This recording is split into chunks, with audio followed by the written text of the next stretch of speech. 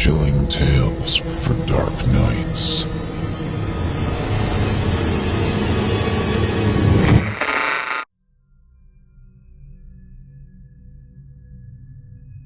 Part 3.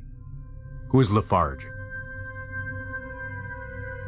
Whatever you do, find Lafarge. Brian's last words echoed in my mind as I made my way uptown. I held a plastic bag with some supplies I'd picked up on the way. Bandages for my shoulder, a small pocket knife, a flashlight, some bags of trail mix, and a bottle of water. Not much, but it would float me while I headed up north to look for Lafarge. Lafarge. Jesus Christ. I didn't even know who this guy was or how I was supposed to find him. Brian hadn't finished telling that part of the story yet before they... I shook my head. My vision was shimmering like the pavement on a hot day. The side effects of the pill were getting worse, and I didn't know how long they would last. I was seeing things now. Several times on the walk uptown, I thought I saw the man in the bowler hat reflected in a store window. He was never there when I turned my head, but I swear his reflection was getting closer. I reminded myself it was just my eyes playing tricks on me. At least I hoped that's all it was. In any case, as long as the pill was working, it was shielding me from their control devices. The real thing to be afraid of was the side effects wearing off. That's when I would really be in trouble. Control devices. Mind control devices. It still sounded ridiculous, even after everything I'd seen that day. There's a government conspiracy to control our thoughts. Everyone is in on it. For fuck's sake. Now, there are crackheads who think more rationally than that. What proof did I have? Brian's papers were gone? No one else could corroborate anything I've seen. I was actively hallucinating at that very moment because of the pill. Oh my God. I pushed Lindsay out of the goddamn window. Or did I even do that? Was any of this real, or was I laying in a hospital bed, foaming at the mouth, shouting, "They're coming for my thoughts! Don't let them get me!" Was the world really in danger, or had I just lost my fucking... Whatever you do, find Lafarge. Okay, Brian, I said to myself. We'll do it your way. I'll head up north. If I don't find him, I'll get to enjoy insanity for the rest of my life, yet I've heard it's actually quite nice. If I do find him, well, I'll figure that out when I get to it. I found where my car was parked across the street from a dingy punk bar a dozen blocks from my apartment. It was always parking around there because old punkers would sometimes smack the cars with bar stools to relive their glory days. And my car had a few new dings on it, but nothing major. I got in and set the bag down in the passenger seat. My phone chimed. I pulled it out of my pocket and saw that my mom had sent me a text. "What's going on? Call me." I looked around. The street was completely empty save for a mailman making the rounds. I looked back at the phone. It was a stupid risk. Stupid. But I had to try to warn her. I swiped it open and called my mom. She answered, and I could hear the fear in her voice. "Honey, what's happening? The police just called me. They said something happened to Lindsay. Are you all right?" "I'm fine, Mom. I need you to listen to me. Grab a bag, pack what you need, and drive out to Aunt Clara's right away. Don't stop. Don't wait for anything. Just get out of the house and go as quickly as you can." "What on earth are you talking about? Are you in trouble? Tell me what's going on." "I can't. I'm sorry, but I really can't right now. I'm mixed up in something big, and they might try to hurt you. I'll explain later, but just get to Clara's and tell Uncle Jim that he has my personal permission to shoot anyone who trespasses on his land. He'll love it, trust me." "Who's trying to hurt you? Is Lindsay all right?" I swallowed.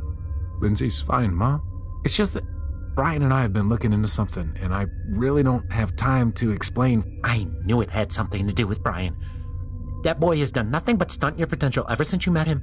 He's a lazy creep, and he smells like stale potato chips. I don't know why you ever decided to spend time around that young... Mom, will you just fucking listen to me? I'm in danger. Lots of it. And that means you're in danger, too. Get out of the house and get somewhere safe. Now, do you understand me?" "How dare you? I never thought I'd see the day where my own son would be shouting obscenities at me from outside a filthy bar like an animal." "Oh my God, Mom, will you just stop and listen to what..." "Wait, how did you know I was outside a bar?" Silence on the other end.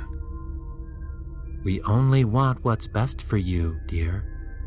The driver's side window exploded as the mailman punched through it with clenched fists. He reached in, grabbed me by the jacket, and pulled back hard. I shouted and punched at his head, trying to knock him away. He barely flinched under my blows, and his hands were vice grips on my collar. I grabbed the steering wheel and pulled myself away from the window. I reached toward the passenger seat. The knife was just beyond my fingertips. With my other hand, I felt for his face, and I squeezed my thumb into his eye. His grip gave way just a bit, and I grabbed the knife. Fierce adrenaline pumped in my veins as I flicked the knife open and stabbed frantically at his face. He held on, his eyes unflinching and cold like a wolf's. He pulled harder, and I felt myself going through the window. A sick terror raced through me, and I stuck the knife hard into his neck. He let go and clutched at the wound. I opened the car door into his gut, and he fell backward onto the street. I jammed in the keys, shifted into gear, and gunned it down the street. I looked in the rearview mirror. The man in the bowler hat stood next to the crumpled mailman, and he watched me drive away. Maybe it was my imagination, but I thought I saw him nod at me as I sped off.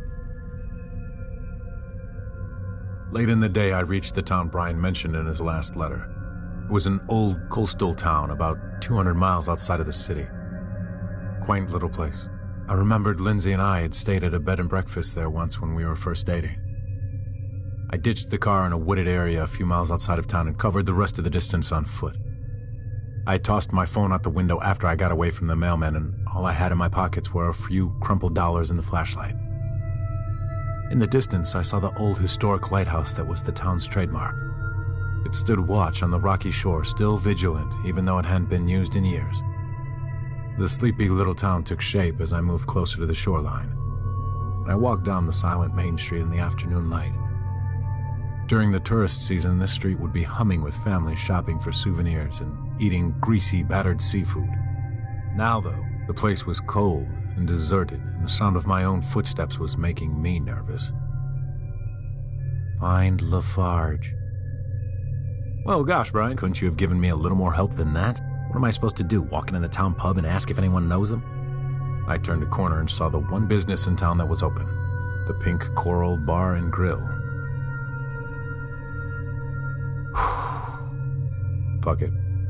I opened the door and felt all the eyes in the room size me up immediately.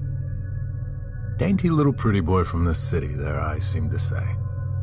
I remember why I hated this place. I took a seat at the bar and ordered a drink. My head was swimming and I rubbed my eyes with my thumb and forefinger. When I looked up, I could see the man in the bowler hat reflected in the bar mirror in front of me. I gasped and turned around. Nothing. Oh, relax there, buddy. We're not gonna bite, the bartender said, and a couple of the guys laughed. I forced myself to laugh too in a sad attempt to look normal. What brings you out this way? Sightseeing? Yeah, just taking a drive up the coast to relax a little. Well, you sure look like you could use it, big guy. More laughter. Yeah, I guess. Hey, listen, there's an old friend of mine who used to live out here. Haven't seen him in years. Name's Lafarge. You know if he's still around? The bartender cracked a wide grin. Hey, this gentleman's looking for Lafarge. The barflies cracked up and everyone turned to look at me. I guess you could say that old nutcase is still here. Do you know where I could find him? Sure, the bartender smiled. Only one place to look. I stood in the graveyard in the fading light, looking down at the simple headstone in front of me. Sebastian Lafarge. February 19th, 1951, July 22nd, 2011. Together we will shine into the darkness. Okay, Brian. I found him. He said I'd know what to do when I found him, and I did. So now what? I walked out of the graveyard and back toward the town. I had to have missed something. Maybe Lafarge was just a code name or something, and I had to contact them a different way. Maybe there was another Lafarge in the town, and the barhicks were just messing with me. Or maybe I really was crazy. My head was starting to feel better. The pill was wearing off. Either I was crazy, or they'd take over my brain soon. Either way, I was at a dead end. I kicked the plastic cup with the lighthouse logo down the sidewalk. Tears clouded my vision. Of all the places for the story to end, why did it have to be here? Why did I have to meet my doom in a bullshit little tourist trap town full of assholes peddling shitty food, cheap souvenirs, and stupid plastic cups with cheesy lighthouses printed on the... Lighthouses. Together we will shine into the darkness. I ran toward the old lighthouse as the pink sunlight faded from the sky. The wind whipped my coat along the rocky path to the base. I flicked on my flashlight and found an old door rusted into the side of the lighthouse. It was locked, but a few good kicks knocked it open. I climbed the stairs up to the lantern room and shined the flashlight around. It was pitch dark and dusty, and the crumbling remains of the lantern sat like a flayed skeleton in the dark. I looked around. Aside from the ancient equipment, there was nothing out of the ordinary. Great. Looks like I'd just added destruction of property to the long list of crimes I'd be arrested for. I turned back toward the stairs. A pair of heavy hands clamped down on my shoulders and threw me back onto the ground. I cried out, but a black form held me down and covered my mouth. I felt the cold metal of a knife against my throat. What are you doing here? Who sent you? A voice demanded. The hand moved from my mouth and I stammered, My friend Brian! He told me to come. The hand grabbed my face and moved it from side to side. The body stepped off of me and pulled me to my feet. Sorry about that. I had to make sure it was you and not just them using your brain. Can't be too careful these days. Who are you? He stepped into the moonlight. My name is Sebastian Lafarge. You and I have a lot to talk about, my friend.